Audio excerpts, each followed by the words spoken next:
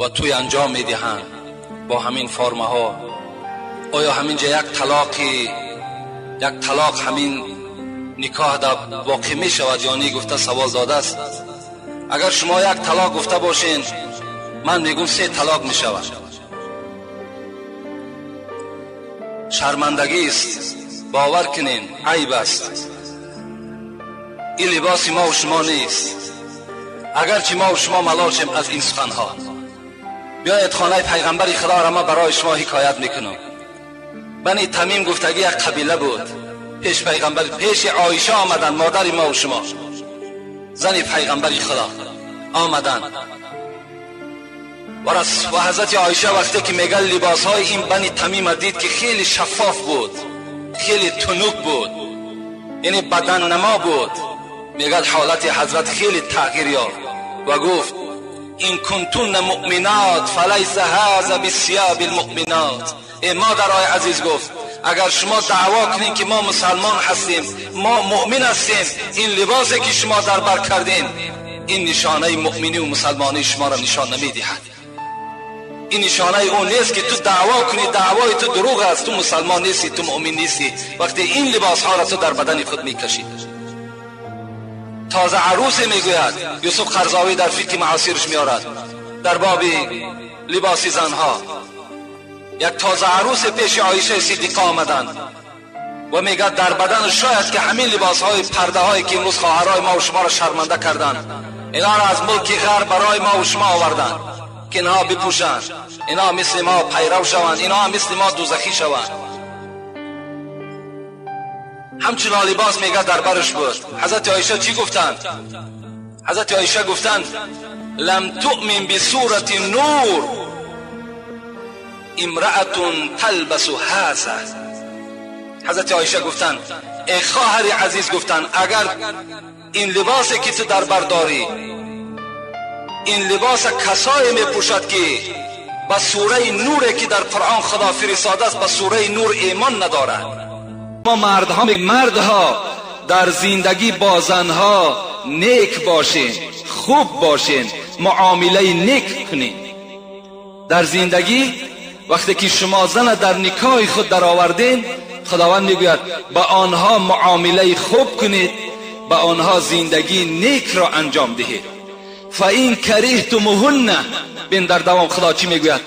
اگر مبادایی که شما این زنها را دوست نداشتید، این زنها وقتی که برای شما پسند نباشد، ممکن از روی جمال، ممکن از روی خصلت، ممکن از روی رفتار اگر به شما معقول نباشند، فعسى ان تکرهوا شیئا و یجعل الله فیه خیرا کثیرا. ای بنده من، خدا میگه هوشیار باش، اگرچه همین زن به تو معقول نیست، اگرچه شکل همین به تو معقول نیست، گفتارش به تو معقول نیست، شاید که در آن چیزی که خدا میگوید برای شما پسند نباشد، برای خدای شما پسند باشد.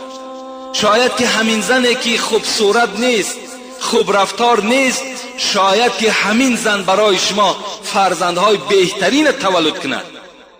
شاید که تو این طلاق دهی، تو این از نزد خود دور کنی، یک زنی زیبا صورت بیاری، یک زنی زیبا رفتار بیاری، لکن ممکن که مثل این خدا میگوید با تو فرزندهای خوب تولد نکند. در آن چیزی که شما بد میبینین، شاید خدای شما و نقص بیند. این خدای مهربان به سوی بندگان، به سوی مردها مراجعت دارد. پیغمبر خدا هم چی میگوید؟ لا یفرک مؤمن مؤمنتا. یا کدام زن صاحب دختر می شود، یعنی در خانه خبر میتن که ای فلانی آگاه باش که امروز زنی تو دختر تولد کرد. در این شنیدن دختر باید که مادر و پدر چنان خرسند شوند، زیرا که این بهترین نعمت از خدا در قرآن میگوید. بهترین نعمت بودن فرزند، چی فرزند دختر باشد چی بچه باشد، شما از مردمی بی فرزند میفهمید. حتی پیغمبر بزرگوار صلی الله علیه وسلم پرسیدن که ای الناس اعظم حقا علی المرأه، گفتن یا رسول الله از همه زیادتر حق در بالای زن کی داره؟ پیغمبر بزرگوار صلی الله علیه وسلم گفتن که زوجها، گفتن شوهرش در بالای زن از همه زیادتر حق داره. و همین خاطر پناه به خدا خواهرای محترم، خیلی امروز این همش از روی چی هست؟ از روی یعنی بیسوادی و دور موندن از شریعت است برادران عزیز. نخواه که زن شوهری خچه گپگردانی کنه یا اینکه سخنهای قبیح بد بگه. پناه به خدا. و خود بیای خواهر، امروز چقدر طلاق‌ها زیاد شدن از روی بی‌فکری و از روی گپگردانی. چنین خواهرهای اسلامی ما هستند. خودتون بدبخت میکنه از روی نااطاعت کردن. زنی که به اجازت شوهر از خانه میبراید در حالتی که شوهر نیست چه حکم دارد؟ تا آمدنش در لعنت ملائکه ها قرار دارد. هر یک زنی که به اجازت شوهر از خانه برآمد، خواهر عزیز، به خاطر چی میگویم؟ به خاطر که اگر تو تماما عیبم نداری، گناه هم نداری، مقصد همین تا یک برآمدی رفتی آلفته و تازه و به یگان گویم که حرکات های ناجام آمدی، مردک علاقه گمان بد نسبت تو میکنه، نسبت تو گمان بر میشود. این به ضرر جان تو است. برای همین وقتی با مشکلات نیست. آدم همین تلفن است، الا فلان جا من میرم، خانه پدر رو میرم، خانه دادر رو میرم. اگر امکانیت باشه یا مردک مرا بر، امکانیت نباشد مرا رخصت ده، من خانه پدر رو برم. این وظیفت خواهر عزیز، این وظیفت است که تو باید پرسی. چگونه که همین کارگرها از رئیساشون میپرسن، کجایی که میره میپرسی که مثال کلان من فلان جا میرم، اگه کلان تو هم شوهرته میپرسیش. الله الرحمن الرحیم، نحمده و نصلی علی رسوله الکریم، اما بعد. السلام علیکم و رحمت الله تعالی و برکاته. در زمان پیغمبر صلی الله علیه و سلم مردم به تجارتکاری مشغول بودند. آنها برای تجارت کردن از مدینه به شهر شام سفر تجارتی میکردند. یک زن بود که صاحب شوهر بود. شوهرش باشد مدت چند وقت در سفر تجارتی بود. روز پدر این زن بیمار شد و برادرش به نزد این زن آمد و گفت: پدرم بیمار شده است، آیا به خبرگیری پدرم میآیی؟ این زن گفت: شوهرم در سفر است، پس به اجازت شوهرم به زیارت پدرم رفتن نمیتوانم. رفته از پیغمبر صلی الله علیه و سلم بپرس، اگر اجازت داد پس به زیارت پدرم میروم. وقتی که برادرش به نزد پیغمبر صلی الله علیه و سلم رفت و اجازت پرسید، پیغمبر صلی الله علیه و سلم گفت: اطاعت شوهر از خبرگیری پدرش بهتر است.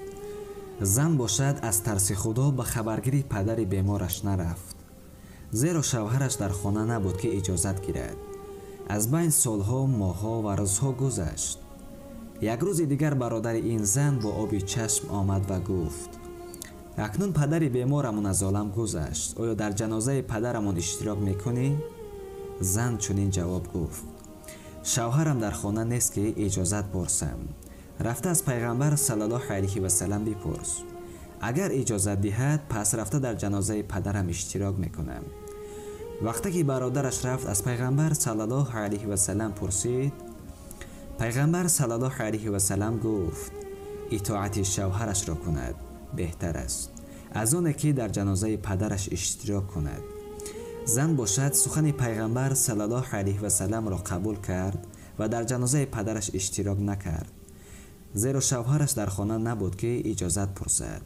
روز شوهرش از سفر برگشته به خانه آمد و زن تمام حادثه های گذشته را به شوهرش نقل کرد.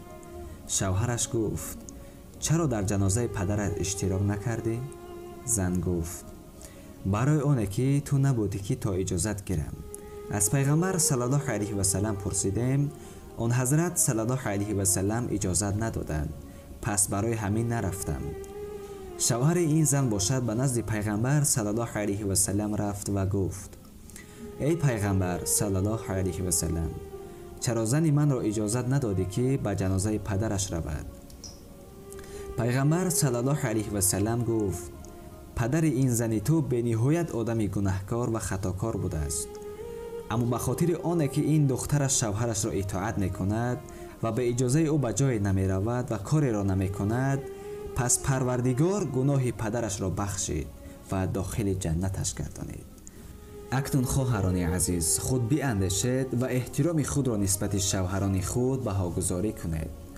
حتی بعضی زنهایی هستند که شوهرانشان در کار هستند اما زنهایشان اجازت شوهرش را نگرفته الکی خودشان را در خانه مادرشان حاضر میکنند، یا اینکه با اندک معرکه و یا خرسنده که در خانه مادرشان میگذرد به اجازت شوهر در حال به خانه مادرشان رهسپار میشوند، حالا آنکه شوهرشان درک ندارد. مگر همین است احترام شوهر؟ مگر همین است یکدیگر فهمی؟ زنهای محترم هوشیار باشید.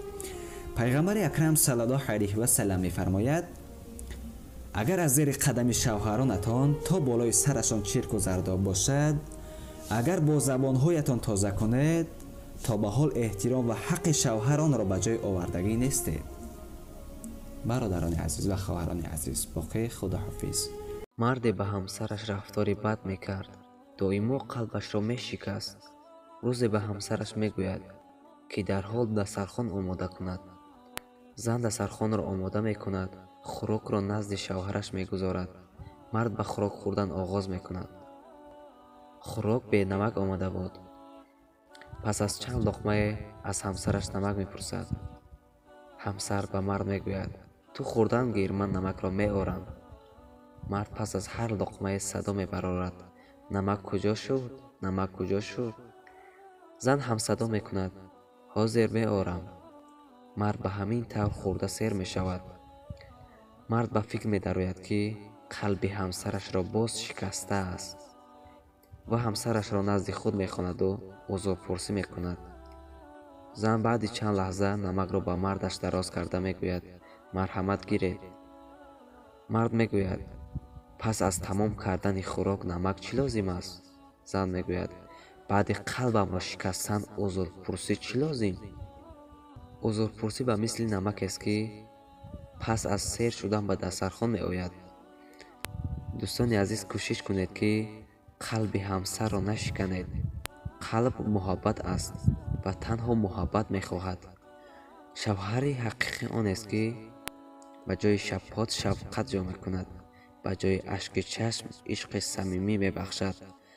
حقوقهای زن بالای مرد چنینند. یکم، شوهر باید خانم خود را احترام کند. دوم، در امور خانه به او کمک رساند. سوم، لباس، خوراک و دیگر ضرورت‌های آن را پوره کند. چهارم، لطوکوب نکند. از کتاب اخلاق محمد صلی الله علیه و سلم عبرت گیرد. خدا حافظ. رسول خدا عرض کرد دختر من تو میخواهی از حق شوهر بدانی؟ بله یا رسول الله. فرمود اگر بدن شوهر دانه های بکند و از اون دانه ها خون و ریم سرازیر شود و اون را با زبان خود پاک بکنی، اگر از دماغ شوهرت خون و زرداب سرازیر شود اون را ببلعی و بخوری، باز هم حق شوهر را ادا نکردی. باز هم حق شوهر را ادا نکردی. این از حق شوهر عزیز من. پس شما قضاوت بکنید. زن می آید به پیش شیخ محمد ناصر الدین البانی رحمت الله علیها، فلتدخل من ای الابواب الجنه شاءت. زن 4 کار بکند: 5 وقت نماز به وقتش بخواند، روزه ماه مبارک رمضان بگیرد و شرمگاه خود را از خیانت به شوهر حفظ بکند و 4م از شوهر خود اطاعت بکند. فلتدخل من ای الابواب الجنه شاءت. از کدام دروازه جنت که میخواهد وارد جنت بشود. این جایگاه یک زن فرمان بردار در اسلام است. من قبلا گفتم اگرچه شوهر ظلم بکند ولی باز هم زن اطاعت از شوهر خود بکند. اگرچه پدر و مادر ظلم بکند به سر پسرش، باز هم پسر اطاعت از پدر و مادر. کس را که شوهر نمیخواهد داخل خانه اش بیاید، ولو این که برادر زن باشد، ولو این که پدر زن باشد، اگر شوهر نمیخواهد داخل خانه اش بیاید، اجازه نیست به زن که اون را داخل خانه اش اجازه بدهد. و همچنین اگر پدر و مادر دختر با دختر چیزی میگوید، هرگز سخن پدر و مادر خود را در برابر شوهر خود نشنود.